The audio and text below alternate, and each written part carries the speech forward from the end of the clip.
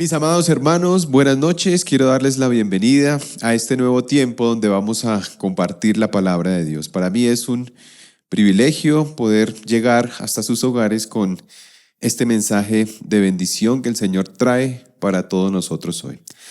Así que quiero que abramos nuestras Biblias en el libro de Judas, capítulo 1, versículos 3 al 4.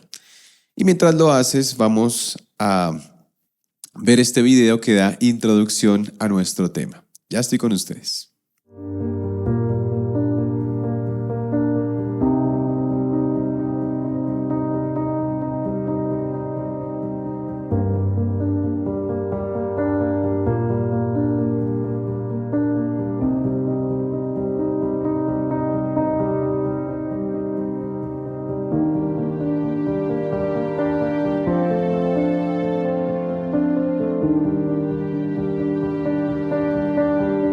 Y dice la palabra de Dios, Judas 1, versículos 3 al 4. Amados, por el gran empeño que tenía en escribirles acerca de nuestra común salvación, he sentido la necesidad de escribirles exhortándolos a luchar ardientemente por la fe. Quiero que leamos o repitamos esta frase, a luchar ardientemente por la fe, que de una vez para siempre fue entregada a los santos. Pues algunos hombres se han infiltrado encubiertamente, los cuales desde mucho antes estaban marcados para esta condenación, impíos que convierten la gracia de nuestro Dios en libertinaje y niegan a nuestro único soberano y Señor Jesucristo. Quiero invitarte entonces a que oremos y que, si es la voluntad de Dios, Él sea acompañándonos y guiándonos en este estudio. Padre, es nuestro deseo, Señor, postrarnos delante de tus pies, rogando, Dios, que tú seas guiándonos en este estudio, que seas tú usándome como un instrumento en tus manos. Solo quiero, Dios, que se haga tu voluntad en cuanto a tu santa escritura. Anhelamos, Dios de los cielos, que tu Santo Espíritu nos dirija y que juntos podamos edificarnos y hacer vivo el mensaje que tú tienes para nosotros el día de hoy. Confiamos juntos como familia, Señor, que así será y que tú te glorificarás como siempre lo has hecho, Señor. Tú eres el protagonista principal, Señor, en este tiempo de estudio. Te damos la gloria y confiamos en que esta oración tú la responderás para gloria tuya. En el nombre de Cristo hemos orado. Amén y amén. El 6 de agosto de 1945 se lanzó la primera bomba atómica contra una nación. Después de ser probada en un proyecto denominado Trinity, el presidente Harry Truman dio la orden para que estallara en Japón, en dos ciudades muy conocidas. Esta fue enviada no sin antes advertirles que se rindieran. Recordemos que había una lucha muy fuerte entre Estados Unidos y Japón, y el presidente les dijo que si no se rendían, que si no retiraban sus hostilidades en contra de la nación, él enviaría esta bomba. Conocemos la historia y sabemos que Japón no cedió y aquel día murieron cerca de 300 o 400,000 personas. Este triste desenlace se dio porque de alguna forma no atendieron a una advertencia. Estados Unidos tenía la bomba más destructiva a finales de la guerra y debido a ignorar esa advertencia que les habían hecho, pues vemos este triste desenlace.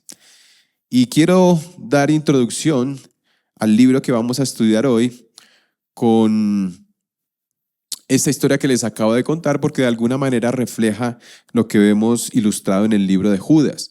Judas es el penúltimo libro de la Biblia, la antesala al Apocalipsis, y es de alguna forma una advertencia contra todos aquellos que se han rebelado en contra de Dios. contra todos aquellos que han ignorado su palabra y peor aún, han motivado a otros para que nieguen al Señor y que se rebelen en su contra. Así que Judas, el hermano de nuestro Señor Jesucristo, se convierte después de su resurrección y deseaba escribir, como lo puedes leer tú en casa en los primeros versículos, el 1 y 2, deseaba escribir de un tema diferente, pero aquí nos dice que ha sentido la necesidad, versículo 3, de escribirles exhortándolos a luchar ardientemente por la fe, porque habían hombres que se habían infiltrado y que muy pronto recibirían la ira de Dios. Dios iba a manifestar en contra de ellos, destruyéndolos, a pesar de la advertencia de Judas para que se rindieran y para que cedieran esas hostilidades en contra del Señor y su palabra. ¿Qué ocurre al final? Fueron destruidos por Dios y de alguna manera es la forma, digámoslo, en que Dios en el día de hoy también nos advierte frente a la urgente necesidad de postrarnos, de buscar su palabra, su nombre, porque el tiempo se acerca y muy pronto la ira de Dios se desatará sobre el mundo entero y morirán miles de millones de personas a causa de su rebeldía. El tiempo está muy cerca y el apóstol Judas, esta persona que fue encomendada por Dios para escribir esta carta, nos lo advierte o nos lo advertía ya desde tiempos antiguos. Entonces, en este escenario, a luchar ardientemente por la fe, encontré yo en este hermoso libro la manera o la forma en que muchos están en medio de esta guerra, la forma en que muchos están batallando, buscando los propósitos de Dios con base en su voluntad, sus propósitos, y entre esos encontramos a hombres, también ángeles y Dios mismo que está interesado en cumplir todo lo que ha escrito en su palabra. Y debido a eso es que quiero enseñar en esta noche la forma en que la perseverancia en la lucha, en la guerra, es la que finalmente Dios tiene como propósito al usar a sus escogidos y Él mismo interviniendo en este propósito. Por eso, el título de nuestro mensaje se llama La fe en medio de la guerra. Y comenzamos con este maravilloso estudio con el numeral 1, números romanos, hombres descubriendo a los verdaderos enemigos. Entonces recuerda, el apóstol Judas invita o advierte mejor a que se arrepientan los que están pervirtiendo la fe, porque Dios va a derramar su ira y su juicio sobre ellos. ¿Y quiénes están involucrados en toda esta batalla, en toda esta guerra? Hombres, ángeles y Dios mismo. Son los tres puntos que vamos a ver en esta noche. Entonces, el primero de ellos es hombres descubriendo a los verdaderos enemigos. Pasamos entonces al versículo 5 del libro de Judas y dice: ahora quiero recordarles a ustedes, aunque ya definitivamente lo saben todo, que el Señor, habiendo salvado al pueblo de la tierra de Egipto, destruyó después a los que no creyeron. Entonces, la manera en que Judas advierte es que trae a la memoria de sus destinatarios lo que había ocurrido antes con el pueblo de Israel, cuando no creyeron en las promesas de Dios y Él los destruyó en el desierto. Es decir, hace referencia a Números 14, cuando Moisés envía 12 espías a que exploraran la tierra de Canaán, que iban a ser de alguna forma dada por Dios por medio de sus promesas. Y Moisés, poco tiempo antes de que entraran, con base en la promesa de Dios, envía a estos hombres y ellos ven un lugar muy hermoso. Ven un lugar donde los frutos eran abundantes, pero había un problema. Encontraron en ese lugar unos gigantes, un gran ejército de hombres que muy probablemente iban a hacer muy difícil la conquista de aquella tierra. Pero después de que vuelven estos espías, conocemos la historia, traen un reporte negativo. 10 de ellos dicen que esa tierra es completamente imposible de habitarla porque esos hombres eran de gran estatura y eran personas que atemorizaban a cualquiera. Así que manifiestan su incredulidad frente a la posibilidad de poder habitar esa tierra que Dios les había prometido. Pero 2 hombres, Josué y Caleb, ellos rasgan sus vestiduras frente a tal afirmación y aseguran que si Dios los sacó de Egipto y destruyó a todos sus enemigos, pues de la misma manera destruiría a estos hombres, a estos gigantes, que era pan comido y que confiaban y creían profundamente que Dios iba a cumplir esa tarea. Así que Dios se manifiesta y apoya o de alguna forma aprueba lo que Josué y Caleb estaban diciendo y al resto los iba a destruir. A eso es que se refiere Judas, trayendo a la mente, en el versículo 5, destruyó después a los que no creyeron.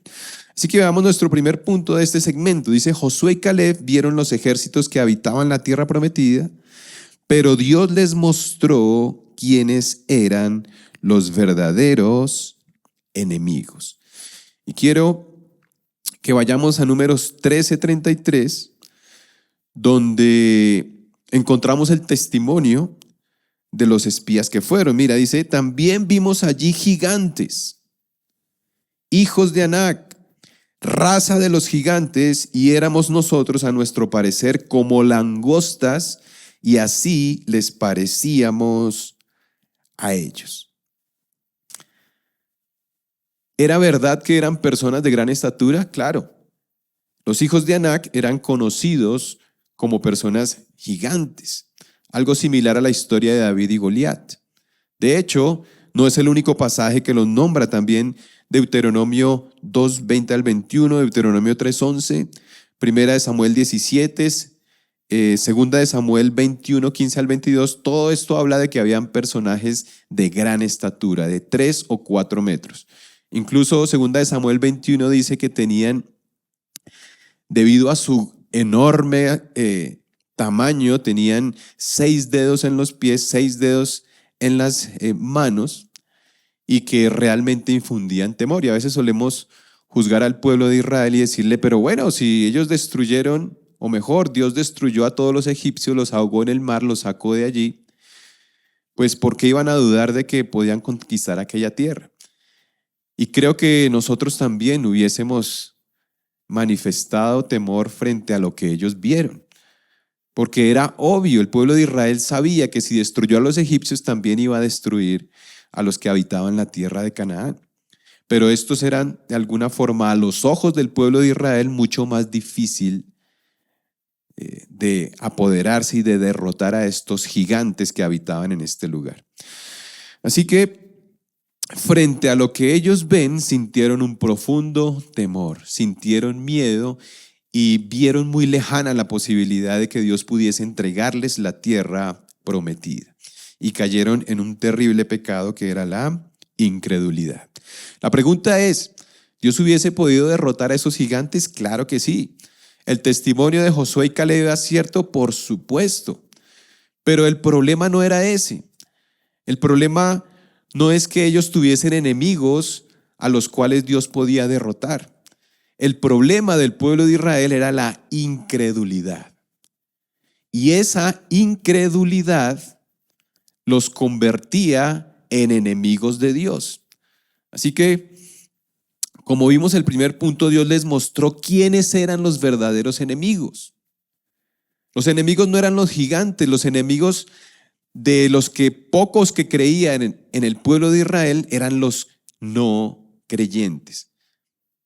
Y esto con base en el testimonio de Josué y Caleb. Mira, quiero que me acompañes a Números 14, versículo 9, dice, versículos 8 y 9 dice, si el Señor se agrada de nosotros, fíjate lo que dicen Josué y Caleb, Si el Señor se agrada de nosotros, nos llevará a esa tierra y nos la dará. Es una tierra que emana leche y miel, solo que ustedes no se rebelen contra el Señor, ni tengan miedo de la gente de la tierra, pues serán presa nuestra. Su protección, fíjate lo que dicen Josué y Caleb, su protección les ha sido quitada y el Señor está con nosotros. No les tengan miedo. ¿Qué era lo que estaban haciendo Josué y Caleb?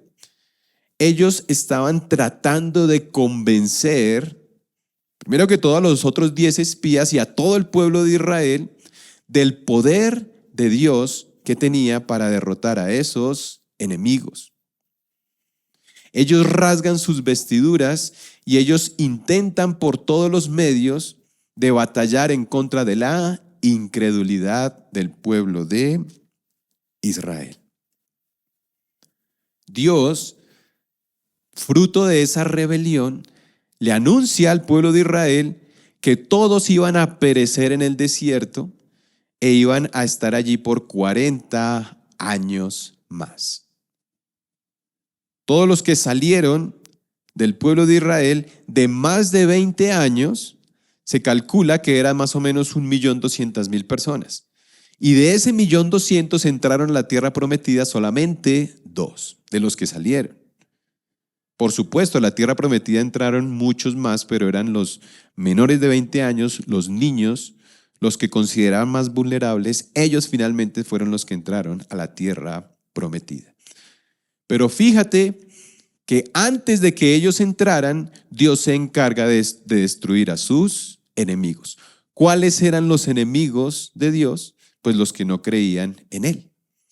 Esos eran los que realmente debían ser derrotados. Y esto pues no está en mi estudio, pero quiero leer Números 14, versículo 34. Dice: según el número de los días que ustedes reconocieron la tierra, 40 días por cada día llevarán su culpa un año, hasta 40 años, y conocerán mi enemistad. Dios, a causa de la incredulidad del pueblo de Israel, los contaba a ellos como sus enemigos. Y esto no es nuevo en la Biblia. En el Santiago 4:4 él nos dice: oh almas adúlteras, recuerda que los que se constituyen o que los que se hacen amigos del mundo se constituyen en enemigo de Dios. Así que los que no creen en el poder de Dios, los que no creen que hay un Dios, que hay un creador, que hay alguien que está de alguna forma interesado en que su creación le obedezca, responda a sus mandamientos, los que no creen en Él se constituyen o hacen parte o forman el grupo de personas que son enemigas de Dios. Y eso lo podría ver Josué y Caleb. Ellos de ahí en adelante verían morir a todos los que salieron de Egipto con ellos y tendrían que empezar a adoctrinar y a entrenar a todos los jóvenes y los niños que a futuro realmente heredarían la tierra que Dios les había prometido. Entonces fíjate cómo hay un cambio de planes o un cambio de perspectiva frente a quiénes eran realmente los enemigos de Dios. ¿Dios destruye a sus enemigos? Por supuesto. ¿Quiénes eran? Los que no creyeron. Los que no creían que Dios podía darle la tierra, ellos se convirtieron en enemigos de Dios. No eran los gigantes, los hijos de Anac, los que atemorizaban al pueblo de Israel. Ellos no eran los enemigos genuinos. Dios se encarga de mostrarle a Josué y Caleb que los que no creen en Él son los que se convierten en sus verdaderos enemigos. Y vamos al punto 2, dice: Dios quita de en medio a los enemigos de Israel para dar paso a los promotores de la conquista. Y de eso se trata la fe en medio de la guerra, de ir en contra de la corriente, de rasgar nuestras vestiduras y decirle al mundo que crea en Dios. ¿Por qué? Porque el mundo entero se ha convertido en su enemigo. ¿Dios destruirá a sus enemigos? Por supuesto que sí. Dios traerá juicio, Dios traerá un tiempo de gran tribulación. Está escrito en el libro del Apocalipsis. El libro de Judas, de alguna forma, es el Juan Bautista, que anuncia que Jesucristo va a venir y que va a traer un juicio sobre todos sus enemigos. La pregunta es: ¿a quién destruye Dios? Pues a todos los hombres y mujeres que han pecado en su contra y que se han convertido en sus enemigos. Así que nuestra tarea es convencer al mundo para que se reconcilie nuevamente con Dios. Es una voz de alerta para que la gente abra sus ojos, se postre ante Cristo, haya una reconciliación y Dios no los tenga que destruir. ¿Por qué? Porque esos son los verdaderos enemigos de Dios. Y nuestra labor, como la de Josué y Caleb, es adiestrar a los niños espirituales, a los que a futuro heredarán el reino de los cielos, para que permanezcan y perseveren en esta batalla que tenemos que librar hasta el día en que nos muramos, porque estamos en medio de una guerra. La pregunta es si nuestra fe está por encima de cualquier circunstancia para ir en contra de la corriente, al igual que Josué y Caleb. Y lo que dice Judas. Judas lo que dice es que Dios los destruyó en otro tiempo a causa de su incredulidad. Y no solamente los hombres estaban de alguna manera involucrados en esta lucha o en esta batalla. Judas nos permite ver que también los ángeles luchan contra el diablo y su ejército. Y vamos al punto número 2. En Números Romanos dice: ángeles luchando contra el diablo y su ejército. Y fíjate cómo Judas va desenvolviendo toda la historia y dice en el versículo 6: y a los ángeles que no conservaron su señorío original, sino que abandonaron su morada legítima, los ha guardado en prisiones eternas bajo tinieblas, para el juicio del gran día. Así también Sodoma y Gomorra, las ciudades circunvecinas, a semejanza de aquellos, puesto que ellas se corrompieron y siguieron carne extraña, son exhibidas como ejemplo al sufrir el castigo del fuego eterno. Así que las ciudades de Sodoma y Gomorra y las que estaban alrededor están escritas en la palabra de Dios para mostrar que el fuego eterno, que el infierno, que la ira de Dios realmente existe. Sigámoslo leyendo, versículo 8 dice: no obstante, de la misma manera, también estos hombres, o sea, los falsos maestros, los que están confundiendo, los que están desviando al pueblo de Dios, también estos hombres, soñando, contaminan su cuerpo, rechazan la autoridad y blasfeman de las majestades angélicas. Pero cuando el arcángel Miguel luchaba contra el diablo y discutía acerca del cuerpo de Moisés, no se atrevió a proferir juicio de maldición contra él, sino que dijo: el Señor te reprenda. Es que frente a los falsos maestros, los falsos profetas, Judas les advierte que así como Dios no perdonó a los ángeles, que se fueron o que abandonaron su morada legítima, sino que se rebelaron contra Dios y hoy están en prisiones eternas, asimismo Dios manifestará su juicio y su ira contra todos los que desvían al pueblo de Dios por medio de las falsas enseñanzas.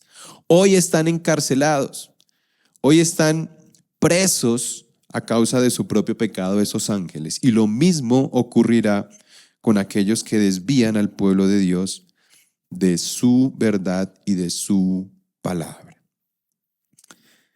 Entonces, aparte de que hombres como Josué y Caleb batallan en medio de la fe, también los ángeles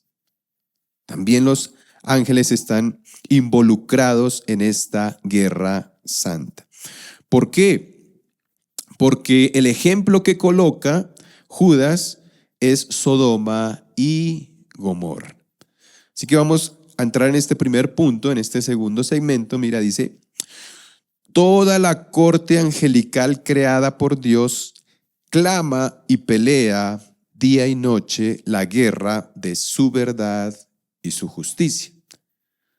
¿Por qué? Porque Judas menciona a Miguel. Vamos a leerlo nuevamente, versículo 9, dice: Pero cuando el arcángel Miguel luchaba contra el diablo y discutía acerca del cuerpo de Moisés, no se atrevió a proferir juicio de maldición contra él, sino que dijo: el Señor te reprenda. Es decir, Judas está mostrando que aún desde tiempos de Moisés había ángeles designados por Dios para luchar la batalla cuerpo a cuerpo contra Satanás y todas sus potestades angélicas.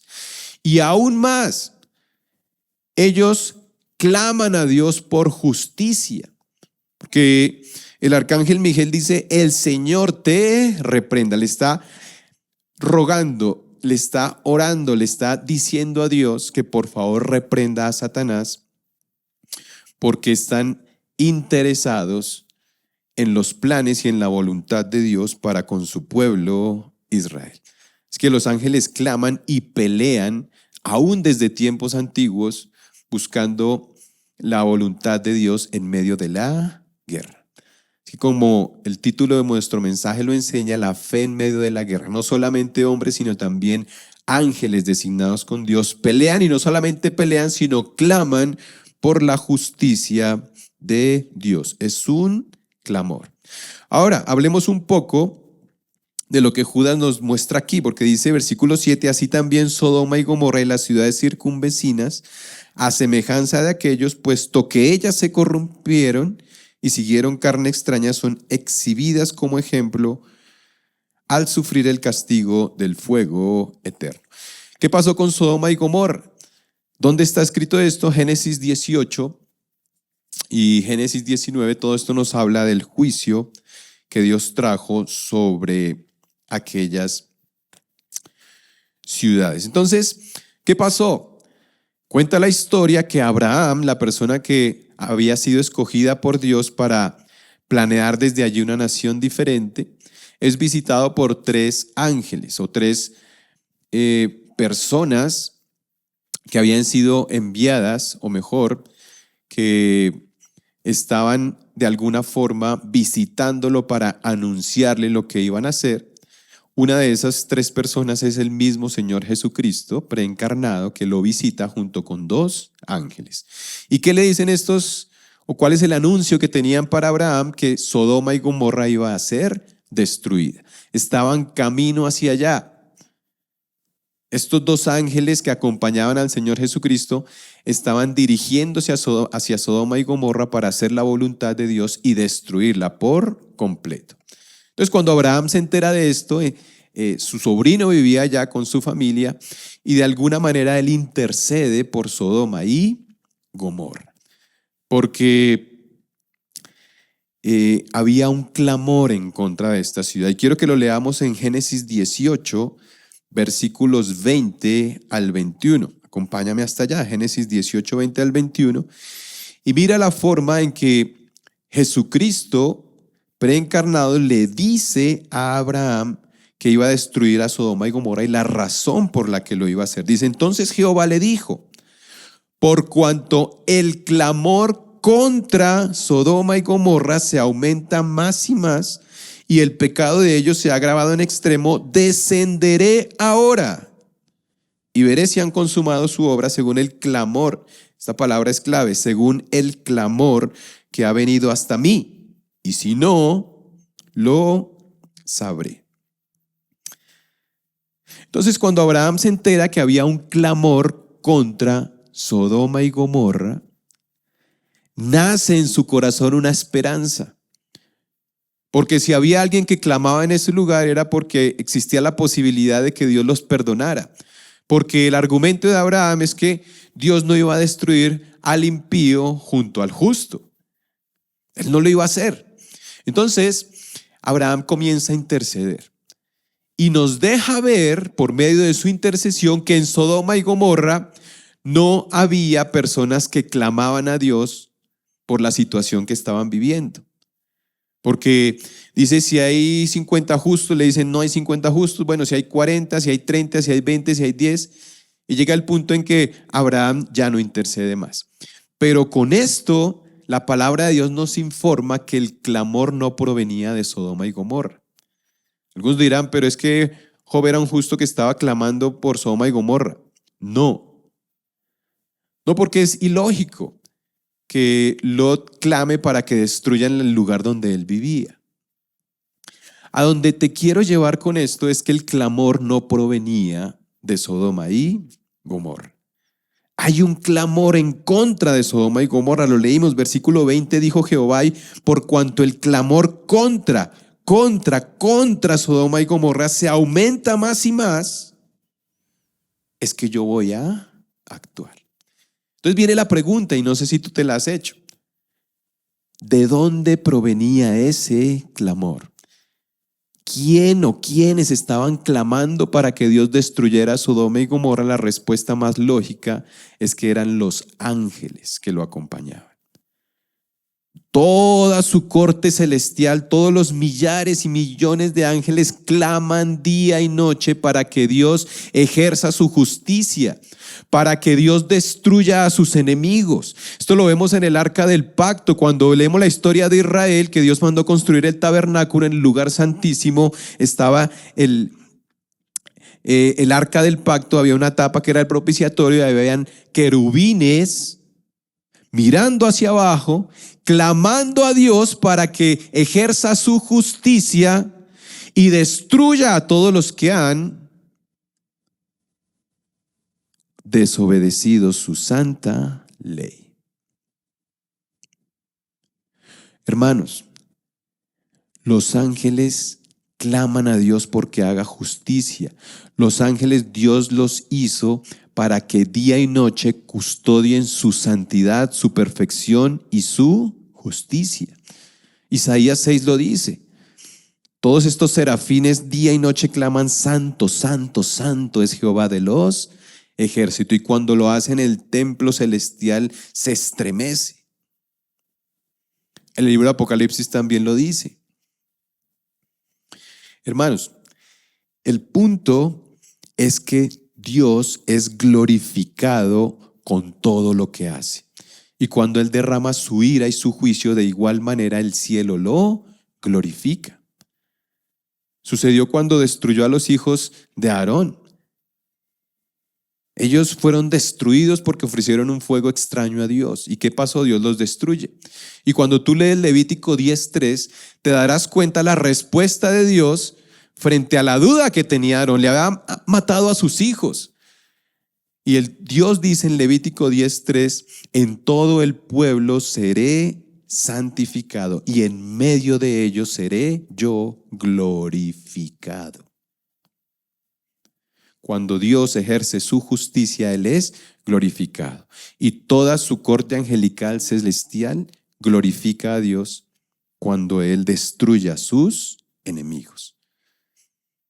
Si no me crees, lee Habacuc 2:14, dice allí: y será llena toda la tierra de la gloria del Señor, como las aguas cubren la mar. Y solemos sacar este texto de su contexto, pero allí está hablando del juicio y de la ira de Dios. Cuando Dios derrama su ira, Él es glorificado. Así que el clamor en contra de Sodoma y Gomorra provenía de los ángeles. La pregunta es, ¿por qué Dios no había destruido antes a Sodoma y Gomorra? Por su gracia, su misericordia y su amor, esperando a que se arrepintieran. Y quiero que vayamos a nuestro segundo punto. Dice, segundo, Judas revela la fidelidad y perseverancia de los ángeles en la guerra cósmica por la causa de Dios y su pueblo. Vamos a leer entonces Apocalipsis 12, versículos 7 al 9. Fíjate, Miguel nos informa a Judas que luchaba por el cuerpo de Moisés. Es decir, desde tiempos antiguos ya los ángeles luchaban en contra de Satanás. Y al final de los tiempos, en la gran tribulación, finalmente esa batalla la ganará Miguel y todos sus ángeles. Lo dice el libro de Apocalipsis 12, versículos 7 al 9. Dice, entonces hubo una guerra en el cielo, Miguel y sus ángeles combatieron contra el dragón, y el dragón y sus ángeles lucharon, pero no pudieron vencer, ni se halló ya lugar para ellos en el cielo. Finalmente fueron derrotados por Miguel y sus ángeles. Y fue arrojado el gran dragón, la serpiente antigua que se llama Diablo y Satanás, el cual engaña al mundo entero. Fue arrojado a la tierra y sus ángeles fueron arrojados con él. Así que nos muestra la palabra de Dios que desde el comienzo hasta el final, los ángeles luchan a favor de Dios y a favor de su pueblo y claman día y noche porque Dios destruya a sus enemigos. Así que este punto es muy importante porque de igual forma hoy los ángeles claman a Dios para que ejerza su justicia. Y la buena noticia es que Dios en su misericordia y su gracia está dilatando el tiempo. Como lo dice Pedro, esperando a que todos se arrepientan y lleguen al conocimiento de Dios.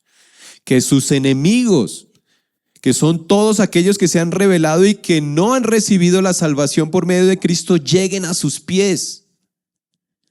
La pregunta no es por qué Dios permite el mal en la tierra o por qué Dios ha dejado de alguna manera que el pecado reine en la tierra. Esa no es la pregunta. La pregunta es Dios, ¿por qué no ha derramado su ira sobre nosotros? Porque todo el universo que Él creó gime y espera que Dios destruya a sus enemigos. El problema es que los enemigos es prácticamente toda la raza humana. ¿Por qué no ha destruido Dios a sus enemigos? Porque está esperando que se arrepientan. ¿Por qué no me destruyó Dios a mí? ¿Por qué no me destruyó hace 25, 30, 40 años antes de conocerlo a Él? ¿Saben por qué?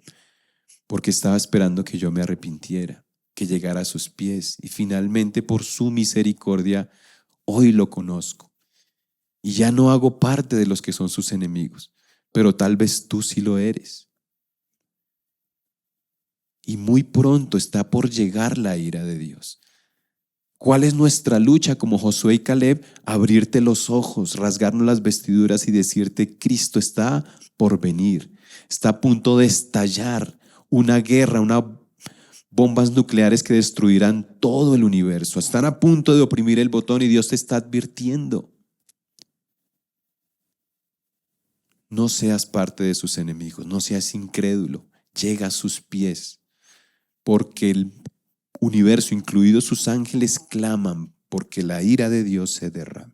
Pero en su gracia Él está esperando a que tú te arrepientas.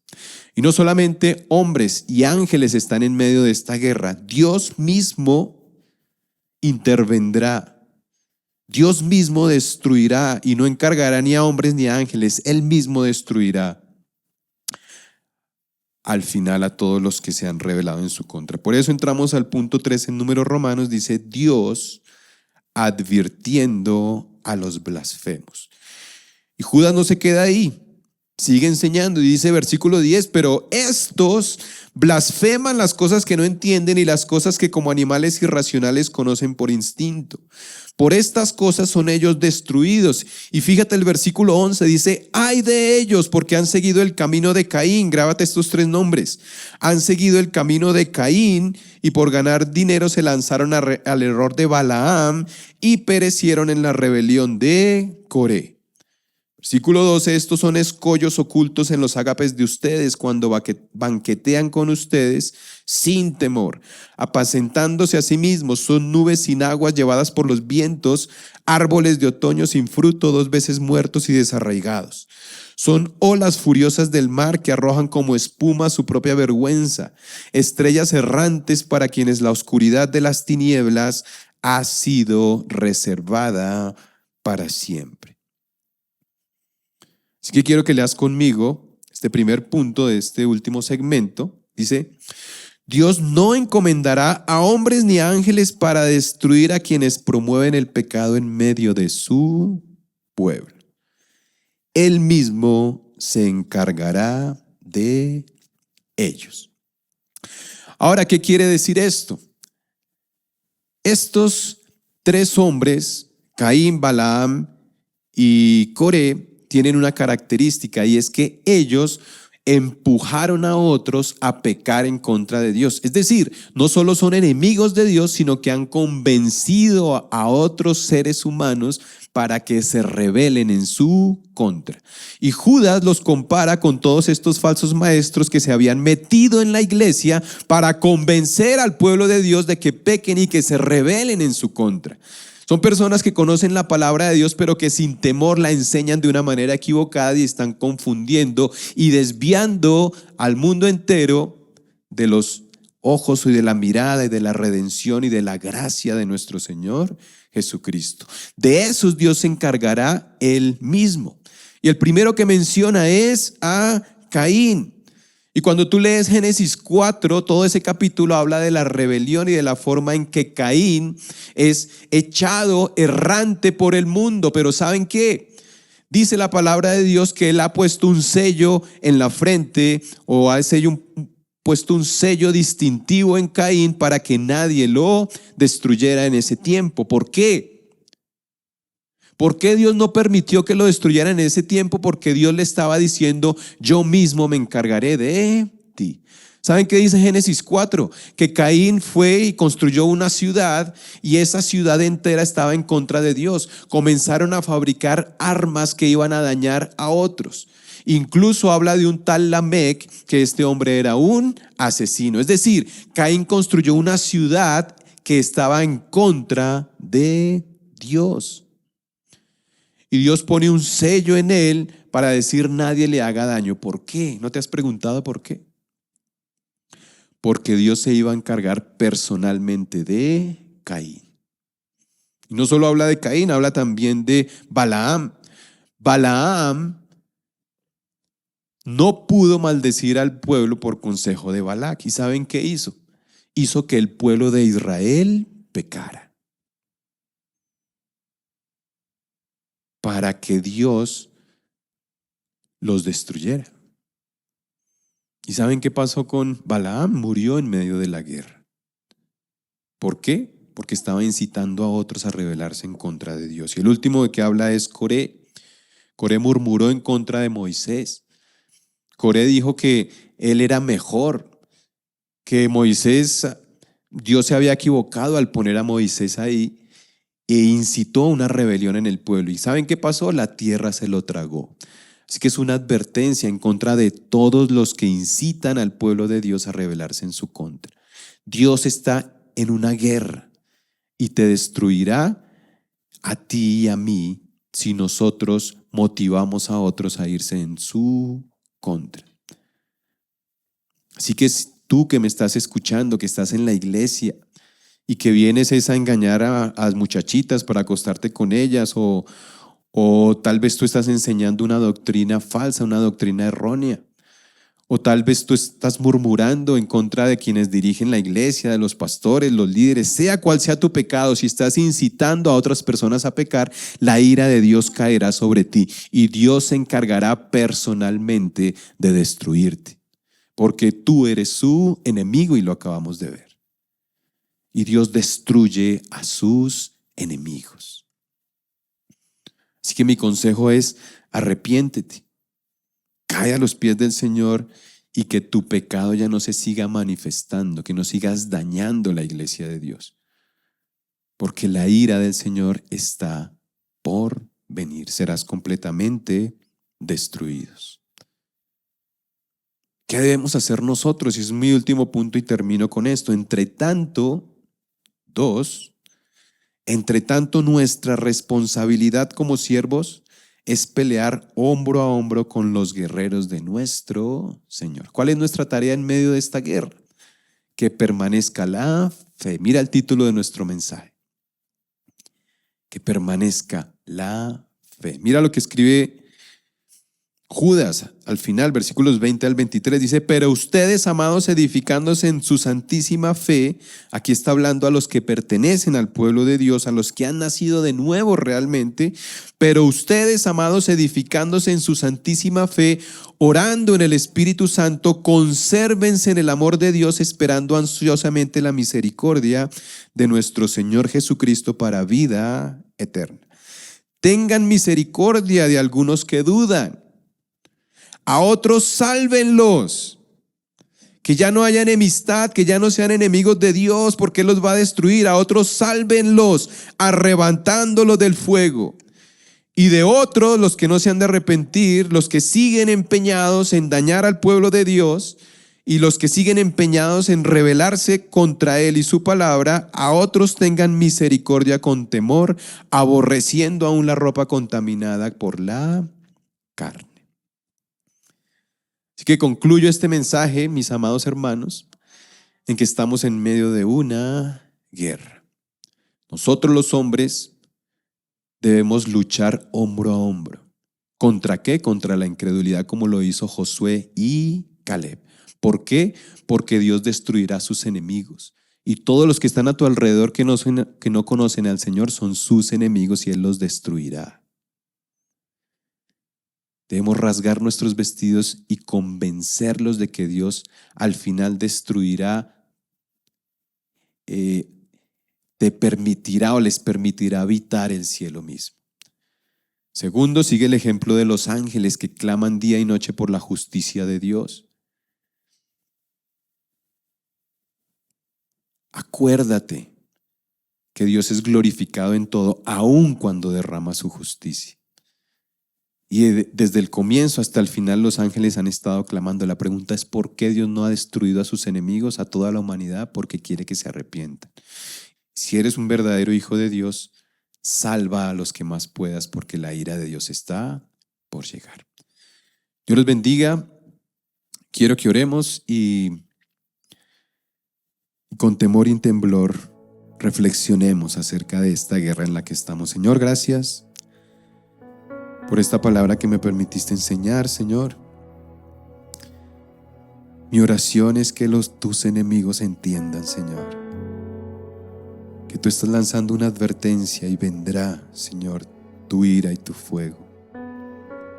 ¿Por qué no has respondido el clamor de todos los justos ángeles que te rodean? Por misericordia, Señor. Salva a muchos, Señor, y